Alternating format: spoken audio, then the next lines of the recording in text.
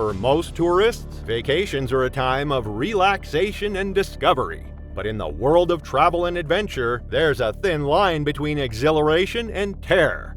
From getting dragged underwater by a great white shark to being attacked by your own pet snakes, here are the stories of 3 couples who were eaten by apex predators. Beginning with the newly married couple in Alaska.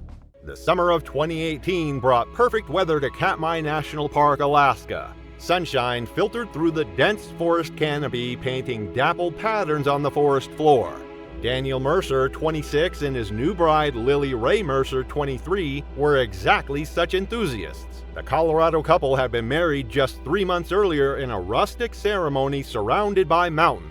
A fitting celebration for 2 people whose relationship had blossomed on hiking trails and camping trips. Daniel, a wildlife photographer whose work had been featured in several outdoor magazines, had dreamed of capturing the majestic brown bears of Katmai in their natural habitat. Lily, an environmental science teacher, shared his passion for conservation and wildlife education. Their friends described them as the perfect match, both athletic, adventurous, and deeply committed to experiencing nature firsthand rather than through screens. Daniel was known for his infectious enthusiasm and tendency to push boundaries, while Lily was more methodical, always researching their destinations thoroughly and packing emergency supplies just in case. They had spent their honeymoon backpacking through Yellowstone, and this Alaskan adventure was meant to be the first of many exotic trips they planned to take together. The couple had arrived at Katmai 3 days earlier, spending their first days photographing landscapes and smaller wildlife from designated viewing areas. But Daniel had been restless, telling other visitors at their campsite that the real Alaska was beyond the tourist zones. Despite attending the mandatory safety briefing where rangers emphasized the importance of staying on marked trails, especially during the summer when brown bears were actively feeding, Daniel convinced Lily they could find better photography opportunities if they ventured just a little off the beaten path. On that fateful morning, they set out early, carrying Daniel's expensive camera equipment, a small lunch, and minimal emergency supplies. They signed the trail register indicating they planned to hike the popular Brooks Falls Trail. But somewhere along the way, Daniel spotted what he thought was a game trail leading toward a picturesque valley. Despite Lily's hesitation and the prominent warning signs they passed, Daniel insisted they would only go a short distance before returning to the main path. 4 miles from the visitor center in a lush meadow dotted with wildflowers, the couple paused to set up Daniel's tripod. The area was beautiful, too beautiful to resist, with mountains rising majestically in the background and a small stream cutting through the green expanse. While setting up the camera, Lily suddenly noticed that birds were no longer chirping, partially eaten salmon on the stream bank, distinctive paw prints in the mud, and claw marks on nearby trees. But they were so focused on capturing the perfect shot, Lily ignored it. Finally, Daniel had perfectly set up his camera and quickly posed in front of it to take pictures. Then suddenly, a terrifying growl was heard out of nowhere. There it was, a female brown bear with its 2 cubs emerging from the tall grass, 20 yards away from where the couple was standing. Weighing approximately 700 pounds, the mother bear was on high alert. Startled by the couple's presence near her children, the bear instinctively charged toward them in defense of her cubs. Brown bears of Alaska's Katmai National Park can weigh up to 1,500 pounds and stand 9 feet tall when on their hind legs. These massive omnivores possess jaws powerful enough to crush a bowling ball and claws that can disembowel prey with a single swipe. Despite their intimidating size, they typically avoid humans unless protecting cubs or food sources. When a mother bear with cubs feels threatened, her protective instinct transforms her into one of the most dangerous predators on the continent, capable of charging at speeds of 35 miles per hour, faster than any human can run. Daniel reacted instantly, pushing Lily behind him and shouting at her to run while he fumbled with the bear spray attached to his belt. The massive animal charged, covering the distance between them in seconds. Daniel managed to deploy a cloud of pepper spray, but the wind carried most of it away from the advancing predator. As Lily fled toward the tree line, she looked back to see Daniel being knocked to the ground by the bear's powerful front paws. The sound of Daniel's screams cut through the air as the bear's massive jaws clamped down on his shoulder. He fought desperately, punching and kicking at the animal as it shook him violently. Lily, despite her terror, grabbed a fallen branch and ran back, screaming and waving her arms in an attempt to distract the bear. The strategy worked momentarily.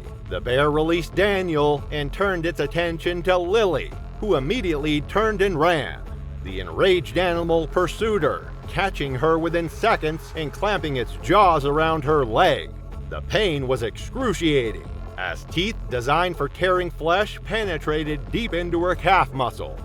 Daniel, bleeding profusely but still conscious, staggered to his feet and started throwing rocks and shouting at the bear to get its attention away from Lily. The bear shifted its focus toward him yet again, dropping Lily and returning with renewed fury. This time the attack was even more vicious. The bear knocked him to the ground and began to maul him systematically, tearing at his torso and neck.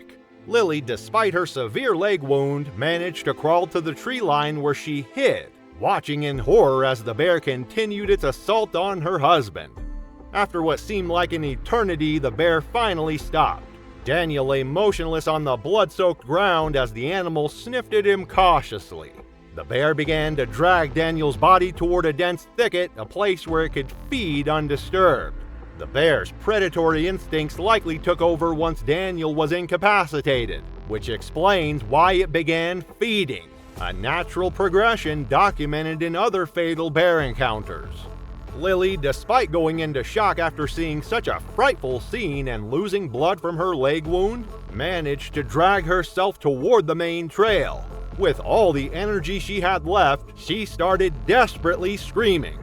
This attracted concerned hikers who heard her and immediately followed her voice. She was soon discovered and rescued by those people who radioed for emergency assistance. A search and rescue team was immediately dispatched, but by the time they reached the attack site, guided by Lily's directions, they found only a grisly scene.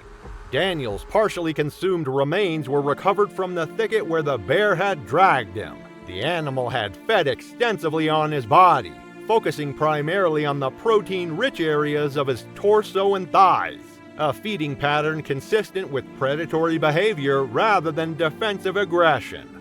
Lily underwent multiple surgeries to repair the damage to her leg, but the psychological wounds proved far more difficult to heal.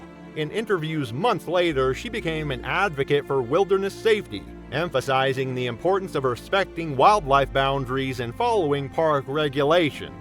The attack led to enhanced warning systems at Katmai and additional mandatory safety briefings for visitors. The bear responsible for the attack was never definitively identified, though rangers believed it was likely a known sow with cubs that had been photographed in the area earlier that week. No attempt was made to track or euthanize the animal, as wildlife biologists who investigated the scene noted that the couple had inadvertently positioned themselves between the mother and her cubs, a situation that almost always triggers defensive aggression in brown bears. As the sun sets over the Alaskan wilderness, the memory of Daniel and Lily Mercer serves as a stark reminder of nature's unforgiving power. But while the mountains of Katmai claimed one life in their deadly embrace, another couple would soon face a different kind of predator, one that rules not the forests but the depths of the ocean, where teeth as sharp as razors wait silently beneath the waves. The morning of August 14, 2014, dawned with perfect conditions at Jeffreys Bay, South Africa. The sky was a brilliant blue canvas stretching over the famous Eastern Cape coastline, with just enough offshore breeze to create the clean, glassy waves that had made this spot legendary among surfers worldwide. Travis Mallory, 29, and his wife Emily, 27, couldn't have asked for better conditions for their surfing adventure. The California natives were 3 weeks into their honeymoon world tour, a 6-month journey they had planned meticulously to hit the planet's most iconic surf spots. Both accomplished surfers from Huntington Beach, they had met 5 years earlier during a local competition where Emily had surprised everyone by outscoring Travis. His immediate admiration for her skill had blossomed into romance, and they had built their relationship around their shared passion for riding waves. Travis, a software engineer who worked remotely, had the easygoing charm typical of lifelong surfers. This honeymoon trip meant so much to him. With his sun-bleached hair and perpetual tan, he embodied the California surf culture he'd grown up in. Friends described him as methodical and safety-conscious, always checking conditions and researching spots before paddling out. Emily, more reserved but intensely competitive, had given up a promising career as a semi-professional surfer to become a marine biologist. Her specialty was coastal ecosystems, and she often joked that surfing was just her excuse to spend more time studying the ocean life up close. She had published several papers on shark behavior and migration patterns, ironically making her the more knowledgeable of the pair when it came to understanding the ocean's apex predators. Their first week in South Africa had been spent exploring Cape Town and the surrounding areas. They had surfed at Muizenberg and Long Beach before making the 6-hour drive east to Jeffreys Bay, widely considered one of the best right-hand point breaks in the world. The couple had checked into a beachfront hostel popular with international surfers, where the walls were adorned with surfboards and photos of professional competitions held at the famous break. Their first evening had been spent on the hostel's deck, sharing beers with other travelers and watching the sunset over the Indian Ocean, while local surfers shared stories of perfect waves and close calls, without knowing that they themselves will encounter something far more dangerous than just close calls. Local surfers at their beachfront hostel had warned them about recent shark sightings in the area, but such warnings were common in South Africa's waters. One local mentioned that a juvenile great white had been spotted near the point just 2 days earlier. The water had been a bit murky since the storm the previous week, making it harder to see what might be lurking beneath the surface. The couple had surfed alongside sharks before in California and Hawaii without incident. Emily had even participated in a cave diving expedition during her university studies and often explained to Travis that sharks rarely attacked humans intentionally. Most bites were cases of mistaken identity or investigative behavior. Besides, they reasoned, the popular break would be crowded with other surfers, reducing any individual's risk of an encounter. Next morning, they had woken early to check the conditions, watching from the hostel's balcony as the first light revealed perfect sets rolling in. After a quick breakfast, they waxed their boards and headed down to the beach. Emily had been particularly excited about the conditions, having dreamed of surfing these legendary waves since she was a teenager watching professional competitions on television. They paddled out during high tide around 2 p.m., joining about a dozen other surfers spread across the famous point break. The water was slightly cloudier than ideal, the aftermath of recent storms, but visibility extended several feet below the surface, enough to see the reef formations beneath them.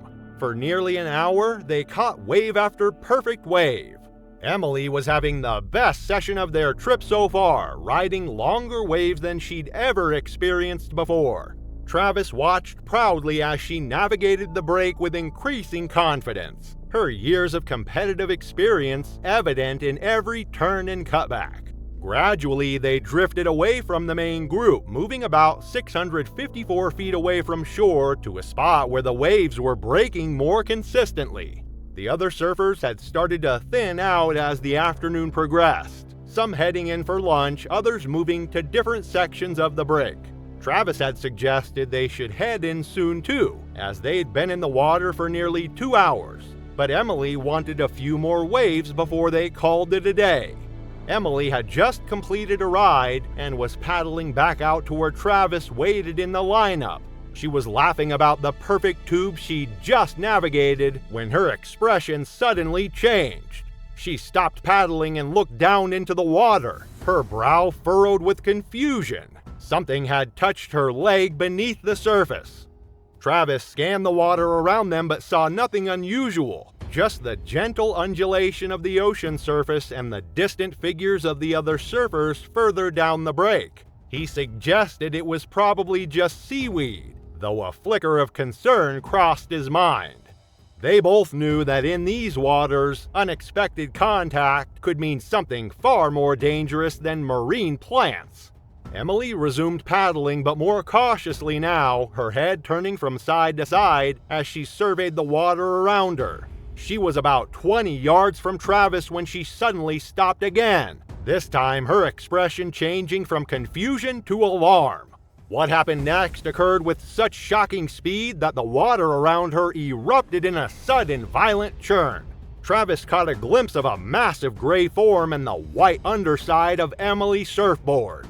Great white sharks patrol the waters of South Africa's Eastern Cape with evolutionary perfection, their bodies virtually unchanged for millions of years. These apex predators can detect a single drop of blood in 25 gallons of water and sense the electrical impulses of a beating heart from remarkable distances. Their 300 serrated teeth arranged in multiple rows that continuously regenerate throughout their lifetime can tear through flesh and bone with surgical precision. When hunting, great whites often strike from below with such explosive force that they can launch their 2-ton bodies completely out of the water. One moment Emily was paddling, the next she disappeared beneath the surface with minimal splashing. The great white shark struck from below, the classic pattern of a great white, giving Emily no time to react or call for help. She was yanked beneath the surface with such force that the water seemed to swallow her whole. Travis screamed her name, paddling frantically toward the spot where she had disappeared, but all that remained was her broken surfboard and the expanding cloud of crimson in the water. The other surfers, hearing Travis's desperate cries, turned to see him thrashing toward the blood-stained water. 2 local surfers immediately paddled to him, physically restraining him as he tried to dive beneath the surface. They warned everyone to get out of the water immediately. All the surfers looked toward them and all they saw was red-stained water surrounding the group. The reality of what had happened hit them instantly, and panic spread through the lineup. Everyone paddled frantically toward shore. Travis kept looking back, hoping to see Emily resurface, but the ocean remained eerily calm, as if nothing had happened. On the beach, a crowd had gathered, alerted by the commotion. Someone had already called the emergency services, and within minutes, the water was cleared of all swimmers and surfers as rescue boats and a helicopter began searching the area. For 3 days, search teams combed the coastline and offshore waters. Professional divers braved the shark-infested waters looking for any trace of Emily. All they recovered were fragments of her wetsuit and a single surfboard fin, discovered nearly a kilometer down the coast. Marine biologists later identified the shark as a mature great white based on bite radius measurements taken from the damaged surfboard and the distinctive wound pattern, consistent with the serrated teeth structure unique to this species. Local marine conservation officers noted that August coincides with seal pupping season in the area, which draws larger sharks closer to shore. The attack occurred during what local surfers call shark hour, late afternoon when visibility in the water decreases. Travis remained in Jeffreys Bay for 2 weeks, moving mechanically through the necessary procedures, filing police reports, speaking with American consular officials, and eventually making the heartbreaking decision to have Emily declared dead despite the absence of remains. The tragedy at Jeffreys Bay served as a sobering reminder of the ocean's wild unpredictability. Yet, as terrifying as encounters with sharks and bears might be, perhaps the most disturbing predator stories are those where humans deliberately bring danger into their own homes. In the quiet town of Oxford, Indiana, another couple was about to discover that sometimes the deadliest predators are the ones we choose to live with. The winter of 2012 brought unusually heavy snowfall to Oxford, Indiana. By early February, the small farming community was blanketed in white, with temperatures regularly dipping below freezing. Most residents stayed indoors, their homes warm havens against the bitter cold outside. But for Marcus Ashmont, 33, and his wife Rachel, 31, the frigid weather was a blessing. It meant their collection of exotic reptiles would remain comfortably docile in their carefully climate-controlled environment. The Ashmont farmhouse stood isolated at the end of a long gravel driveway surrounded by bare trees and snow-covered fields. From the outside, it looked like any other rural Midwestern home. White clapboard siding, a wraparound porch, and smoke curling from the chimney. But inside, it was a different world entirely. The couple had converted nearly half of their living space into what they called their reptile room, a humid, temperature-regulated environment housing over 15 snakes, lizards, and other exotic creatures. Marcus had been fascinated by reptiles since childhood. Growing up in Florida, he had spent his youth catching small snakes and lizards in his backyard, gradually developing an expertise that led to a job at a reptile import business after high school. It was there that he met Rachel, a quiet veterinary technician who shared his unusual passion. They shared the same interest, which made their relationship stronger, and they eventually got married. After moving to Indiana for Rachel's job at an exotic animal clinic, the couple had thrown themselves into building their collection. Marcus worked from home as a reptile breeder, selling rare morphs of legal species to collectors across the country. Rachel's veterinary background ensured their animals received excellent care, and their reputation in the reptile community grew steadily. What people didn't know, even their closest friends, was that the Ashmont collection included several illegal specimens. Hidden in specially built enclosures at the back of their reptile room were 3 reticulated pythons, massive constrictors whose ownership had been banned in Indiana following several fatal incidents across the country. The largest, a 16-foot female they called Medusa, had been acquired through underground channels 2 years earlier. The couple had received 2 warnings from local animal control about their collection after anonymous tips, but each time they managed to hide the illegal snakes before inspectors arrived. Rachel had expressed concerns about keeping such dangerous animals, especially after Medusa grew large enough to require 2 people to handle safely. But Marcus had dismissed her fears. Marcus would see them as puppies rather than predators, so her efforts were in vain. February 12th began like any other day. Rachel left for work at the veterinary clinic around 7 a.m., reminding Marcus that it was feeding day for the larger snakes. Marcus spent the morning answering emails from customers and preparing the frozen rabbits that would serve as meals for their largest pythons. Around noon, he entered the reptile room to begin the feeding process. The room was maintained at a constant 85 degrees, with humidity levels carefully monitored to mimic the tropical environments where most of their collection originated. Glass terrariums lined the walls, each housing different species, from colorful ball pythons to emerald tree boas. Marcus followed his usual routine, feeding the smaller snakes first before moving on to the larger specimens. He documented the process for an upcoming YouTube video, setting up his camera on a tripod to capture footage of the feeding behaviors his subscribers found so fascinating. When he reached Medusa's enclosure, a custom-built space with reinforced glass panels, he noticed the latch was slightly ajar.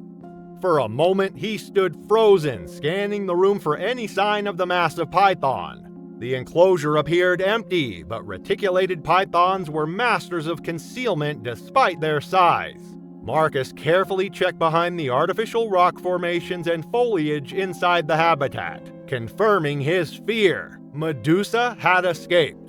Experienced with handling escaped snakes, Marcus wasn't immediately alarmed. The reptile room was secure with weather stripping around the door to prevent exactly this kind of situation. The snake was almost certainly still in the room, likely seeking a warm, dark space to hide. He began a methodical search, checking behind equipment and inside cabinets, his movements slow and deliberate to avoid startling the animal if he found it. But what Marcus didn't know was that the reticulated python had escaped its enclosure hours earlier. As he was looking around, he didn't know that Medusa was already watching him from nearby. The reticulated python was likely responding to the heat signature of Marcus, which made Medusa catch Marcus off guard. Medusa quickly wrapped around his body. The attack was silent and lightning fast. 16 feet of powerful muscle wrapped around Marcus's torso and neck in seconds, constricting with a force that immediately compressed his ribcage. He managed a single strangled cry before the pressure cut off his ability to make any sound at all. His hands clawed desperately at the muscular coils, but the snake only tightened its grip in response. Reticulated pythons are among the world's longest snakes, capable of growing over 20 feet in length and weighing more than 200 pounds. These constrictors kill not by crushing their prey, but by preventing breathing. Each time the victim exhales, the snake tightens its coils, eventually causing cardiac arrest through oxygen deprivation. With each desperate attempt to draw breath, Marcus's chest had less room to expand. The pressure fractured several ribs, driving bone fragments into his lungs. Blood vessels in his eyes burst from the pressure, and his vision began to darken at the edges. These snakes don't hunt humans, but can mistake them for prey when in close proximity. In his final moments of consciousness, Marcus's hand found his phone in his pocket. Unable to see the screen clearly, he attempted to dial Rachel, but only managed to call a random contact who didn't answer. The phone slipped from his fingers as the python continued to tighten its deadly embrace. At 5:30 p.m., Rachel returned home from her shift at the clinic. Calling out to Marcus and receiving no answer, she assumed he was filming in the reptile room and went to join him. The scene that greeted her when she opened the door would haunt her for the rest of her life. She found Marcus unresponsive on the floor with the snake still wrapped around his torso. Rachel's medical training kicked in immediately. She checked for a pulse, finding none, then began CPR while calling 911 on speakerphone. The emergency dispatcher instructed her to get away from the snake, but Rachel refused to leave her husband. As she continued resuscitation efforts, Medusa began to move again, sensing the vibrations of Rachel's movements. The python's head rose, tongue flicking out to taste the air, and began to slide toward her. Rachel remained frozen in place, torn between continuing CPR and retreating from the increasingly active predator. It was only when the dispatcher shouted through the phone that help couldn't be sent until the snake was secured that Rachel finally backed away, locking herself in the bathroom until animal control officers arrived 20 minutes later. By the time authorities secured the scene and paramedics could safely reach Marcus, he had been dead for hours. Medical examiners later determined that death occurred from asphyxiation due to thoracic compression, a typical cause of death in constrictor attacks. The python had maintained its grip long enough to ensure that even if help had arrived sooner, survival would have been unlikely. The investigation that followed revealed the full extent of the Ashmont's illegal collection. Besides Medusa, authorities discovered 2 other reticulated pythons, a black mamba, and several other prohibited species hidden in a false wall compartment. Records showed that the couple had been warned twice by animal control about the risks of keeping large constrictors, with specific instructions to reinforce all enclosures with secondary locking mechanisms, advice they had clearly ignored.